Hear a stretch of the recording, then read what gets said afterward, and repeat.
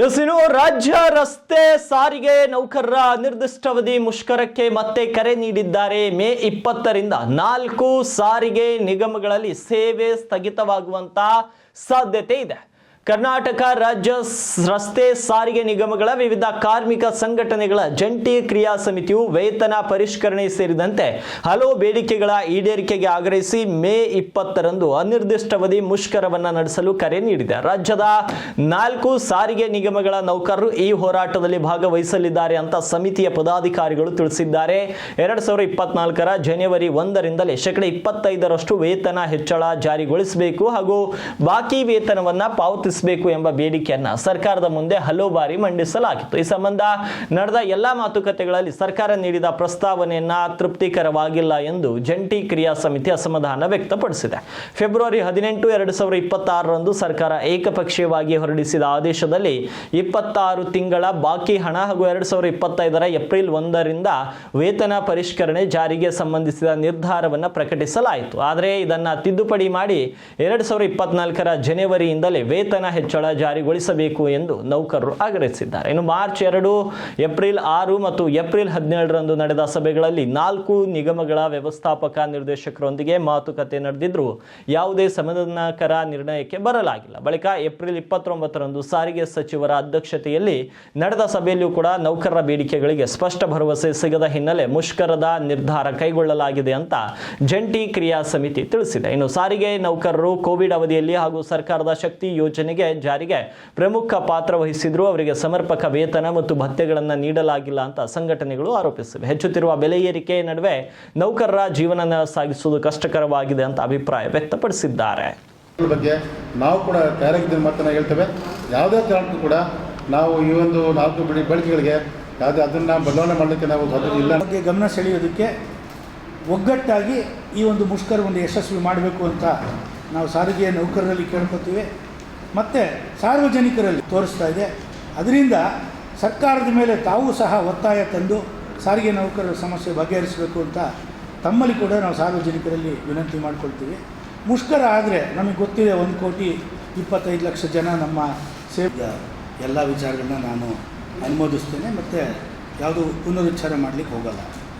ಬೇಡಿಕೆಯಾದಂತಹ 32 ತಿಂಗಳ ವೇತನ ಬಾಕಿ ಮತ್ತು 1/1/24ರಿಂದ ಏನು ಜಾರಿಗೆ ಬರಬೇಕಾಗಿತ್ತು ಹೊಸ ವೇತನ ಒಪ್ಪಂದ 4 ವರ್ಷ ಒಪ್ಪಂದ, ಆ ಒಪ್ಪಂದವನ್ನು ಕಳೆದ 22 ತಿಂಗಳು ಕಳೆದರೂ ಕೂಡ ಇವತ್ತು ರಾಜ್ಯ ಸರ್ಕಾರ ಯಾವುದೋ ಒಂದು ಅಂತಿಮ ನಿರ್ಣಯಕ್ಕೆ ಬಂದಿಲ್ಲ. ಅದು ಕೂಡ ಒಮ್ಮೆ ಏಕಪಕ್ಷೀಯ 18/26ರಂದು ಏಕಪಕ್ಷ ಒಂದು ಆದೇಶವನ್ನು ಹೊರಡಿಸಿದೆ. ಅದನ್ನು ನಾವು ಇದುವರೆಗೂ ಕೂಡ ಯಾವುದೇ ಒಂದು ನಾವು ಬೇಡಿಕೆಗಳು ಇತ್ಯರ್ಥ ಆಗದ ಪ್ರಯುಕ್ತ ಮತ್ತು ನಮ್ಮ ಸರ್ಕಾರ ಜೊತೆ ಮಾತುಕತೆಗಳು ಯಾವುದೋ ಒಂದು ಪ್ರಗತಿಯನ್ನು ಕಾಣದಿರೋ ಪ್ರಯತ್ನ ಮತ್ತು ಅನಗತ್ಯವಾಗಿ ವಿಳಂಬ ಮಾಡ್ತಾಯಿದೆ. ಸಾಕಷ್ಟು ವಿಳಂಬ ಆಗಿದೆ.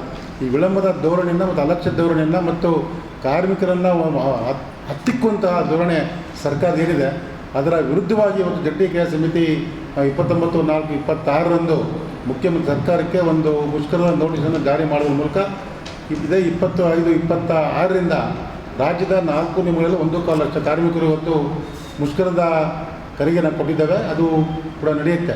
ಪ್ರಮುಖವಾದ ಬೇಡಿಕೆ ನಿಮ್ಮ ಗಮನಕ್ಕೆ ತರೋದೇನೆಂದರೆ ನಮ್ಮ ಕಳೆದ 1/20ರಿಂದ ಏನು ಜಾರಿಗೆ ಬರಬೇಕಾಗಿತ್ತು ಅದು 23 ಜಾರಿಗೆ ಬಂದು 32 ತಿಂಗಳ ವೇತನ ಬಾಕಿಯನ್ನು ಅವರು ಸರ್ಕಾರ ಉಳಿಸ್ಕೊಂಡಿದೆ. ಅದರ ಬದಲಾಗಿ ಮೊನ್ನೆ 18/26ರಂದು ಏನು ಸರ್ಕಾರಿ ಆದೇಶ ಹೊರಡಿಸಿದೆ ಅದರೊಳಗೆ ಕೇವಲ 26 ತಿಂಗಳ ವೇತನವನ್ನು ಕೊಡಬೇಕು ಅಂತ ಬಾಕಿಯಲ್ಲಿ ಕೊಡಬೇಕು ಅಂತೇಳಿ ಆದೇಶ ಹೊರಡಿಸಿದೆ. ಜೊತೆಗೆ ಇನ್ನೊಂದು ಪ್ರಮುಖವಾದ ಅಂಶ ಅಂದರೆ ನಮ್ಮ ವೇತನ ಒಪ್ಪಂದಗಳು ಕಳೆದ 1980ರಿಂದಲೂ ಕೂಡ 4 ವರ್ಷಕ್ಕೊಮ್ಮೆ ಆಗುವಂಥ ಪದ್ಧತಿ ಇದೆ. ಅದು ಕಾನೂನುಬದ್ಧವಾದ ಪದ್ಧತಿ. ಅದನ್ನು ಬದಲಾಯಿಸಿ 18/26ರಲ್ಲಿ ಏನೊಂದು ಆದೇಶ ಹೊರಡಿಸಿದ್ದಾರೆ ಆ ಆದೇಶದಲ್ಲಿ 1/4/25ರಿಂದ ನಾವು ಅದನ್ನು ಜಾರಿಗೆ ತರ್ತೇವೆ ಅನ್ನೋ ಒಂದು ಆದೇಶ ಹೊರಡಿಸಿದ್ದಾರೆ. ಅದು ನಮಗೆ ಒಪ್ಪಿಗೆ ಇಲ್ಲ. ಅದು ಕಾರ್ಮಿಕರದ್ದು ಒಪ್ಪಿಗೆ ಇಲ್ಲ. ಅದನ್ನು ನಮ್ಮದು ಏನಿದ್ರು 1/1/24ರಿಂದಲೇ ನಾವು ಬೇಡಿಕೆಯನ್ನು ಇಟ್ಟಿದ್ದೇವೆ. ಅದು 1/1/24ರಿಂದಲೇ 4 ವರ್ಷಗಳ ಅವಧಿಗೆ ಬರಬೇಕು ಅನ್ನೋ ಒತ್ತಾಯವನ್ನು ನಾವು ಮಾಡಿದ್ದೇವೆ. 18/26ರಂದು ಏನೊಂದು ಆದೇಶ ಹೊರಡಿಸಿ ಸಂಪೂರ್ಣವಾದ ಏಕಪಕ್ಷೀಯವಾಗಿ ಘೋಷಣೆ ಮಾಡಿದಂಥ ಒಂದು ಆದೇಶ ಅದನ್ನು ನಾವು ಒಪ್ಪಳಿಗೆ ತಯಾರಿಲ್ಲ, ಅದನ್ನು ತಿರಸ್ಕಾರ ಮಾಡಿದ್ದೇವೆ. ಆ ಪ್ರಯುಕ್ತ ಇವತ್ತು ನಾವು ಪ್ರಮುಖವಾದ 4 ಬೇಡಿಕೆಗಳನ್ನು ಇವತ್ತು ನಾವು ಸರ್ಕಾರ ಮುಂದೆ ಇಟ್ಟಿದ್ದೇವೆ. ಅದು 32 ತಿಂಗಳ ವೇತನ ಬಾಕಿ, 26 ತಿಂಗಳ ಬದಲಾಗಿ ಇನ್ನು 12 ತಿಂಗಳು ಏನು ಕೊಡಬೇಕು ಅದನ್ನು ಸಾರಿಗೆ ಸಮಿತಿಗಳು ಬಳಸ್ಕೊಂಡು ಕೊಡಬೇಕಾಗುತ್ತೆ ಅನ್ನುವಂಥ ವಿಷಯವನ್ನು ಇಟ್ಟಿದ್ದೇವೆ. ಜೊತೆಗೆ 1/1/24ರಿಂದ 4 ವರ್ಷದ ಅವಧಿಗೆ ನಾವೇನು 25% ವೇತನ ಹೆಚ್ಚಳವನ್ನು ಕೇಳಿದ್ದೇವೆ. ಅದು ನ್ಯಾಯಯುತವಾದಂಥ ಹೆಚ್ಚಳ ಅದು. ಯಾಕಂದರೆ ಇವತ್ತು ಬೆಳೆವಾಸಿಗಳು ಮತ್ತು ಇತರೆ ನಿಗಮಗಳ ವೇತನಗಳ ಪರಿಗಣಿಸ್ತಾರೆ. ನಾವು 25% ಕೇಳಿದ್ರೆ ಭಾಳಷ್ಟು ಹೆಚ್ಚೇನಿಲ್ಲ, ಅದು ನ್ಯಾಯಯುತವಾಗಿ ನಾವು ಕೇಳಿದ್ದೇವೆ. ಅದನ್ನು ಜಾರಿ ಕೊಡಬೇಕಾಗುತ್ತೆ ಮತ್ತು 4 ವರ್ಷಗಳ ಒಪ್ಪಂದ ಒಂದು 24 ಆಗಬೇಕಾಗುತ್ತೆ. ಜೊತೆ ಇಂಕ್ರಿಮೆಂಟ್ಗಳು ಮತ್ತು ವೇತನ ಭತ್ಯೆಗಳು ಅದು ಕೂಡ ಪರಿಷ್ಕರಣೆ ಆಗಬೇಕಾಗುತ್ತೆ. ಪ್ರಮುಖವಾದ 4 ಬೇಡಿಕೆ ಇಟ್ಟು ಸರ್ಕಾರ ಒಂದು ಇಟ್ಟಿದ್ದೇವೆ. ಅದು ಕೂಡ 7 ಮಾತುಗಳು ಆಯಿತು ಸಾರಿಗೆ ಮಂತ್ರಿಗಳ ಮುಂದೆ ಮತ್ತು ಆಡಳಿತಗಳ ಮುಂದೆ ಅದು ಮಾತುಕತೆ ಆಗಿದೆ. ಆದರೂ ಕೂಡ ಅದು ಫಲಪ್ರದ ಆಗಿಲ್ಲ. ಯಾಕೆಂದರೆ ಅವರು ಕೇವಲ ಕಳೆದ 29/4 ಏನು ನಡೆದ ಸಭೆಯಲ್ಲಿ ಸಾರಿಗೆ ಮಂತ್ರಿಗಳು ಕೇವಲ 7% ಮಾತ್ರ ಕೊಡ್ತೀವಿ ಅಂತ ಅದನ್ನು ಮ್ಯಾನೇಜ್ಮೆಂಟು ಅವರು ಸಾರಿಗೆ ಮಂತ್ರಿಗಳು ಹೇಳಿದ್ದಾರೆ. ಮ್ಯಾನೇಜ್ಮೆಂಟು ಹೇಳಿದರೆ 7% ಹೇಳಿದರು. ಅದನ್ನೇ ಮತ್ತೆ ಸಾರಿಗೆ ಮಂತ್ರಿ ಕೂಡ 29/4/26 ನಮ್ಮ ಜೊತೆ ಮಾತುಕತೆ ನಡೆದ ಸಂದರ್ಭದಲ್ಲಿ ಏನು ಆಡಳಿತ ವರ್ಗ ಹಿಂದಿನ ಸಭೆಯಲ್ಲಿ ಹೇಳಿತ್ತು ಅದನ್ನೇ ಮತ್ತೆ ಪುನರಾವರ್ತನೆ ಮಾಡಿ ನಾವು ಕೂಡ 7% ಮಾಡ್ತೇನೆ, 1/25 ಮಾತ್ರ ಮಾಡೋಕ್ಕೆ ಸಾಧ್ಯತೆ ಅಂತ ಹೇಳಿದ್ದಾರೆ. ಅದನ್ನು ಮುಖ್ಯಮಂತ್ರಿ ಜೊತೆ ಬರ್ತೀವಿ ಮಾತನ್ನು ಹೇಳಿದ್ರು ಕೂಡ ಇದುವರೆಗೂ ಯಾವುದೇ ಮಾತನ್ನು ನಮ್ಮ ಜೊತೆ ಮಾತುಕತೆ ಮಾಡಿಲ್ಲ. ಆದರೆ ಈ ಒಂದು ನಿಷ್ಕಾಳಜಿ ಮತ್ತು ಅನಾಥ ಧೋರಣೆ ಏನಿದೆ, ವಿಳಂಬ ಏನಿದೆ, ಅದನ್ನು ಪ್ರತಿಭಟನೆ ಮಾಡಿ ನಾವು ಜಂಟಿ ಕ್ರಿಯಾ ಸಮಿತಿ ವತಿಯಿಂದ ನಾವು 25/26 ರಾಜ್ಯದಾದ್ಯಂತ ಮುಷ್ಕರವನ್ನು ಹೂಡ್ತೇವೆ. ಈಗಲೂ ಕೂಡ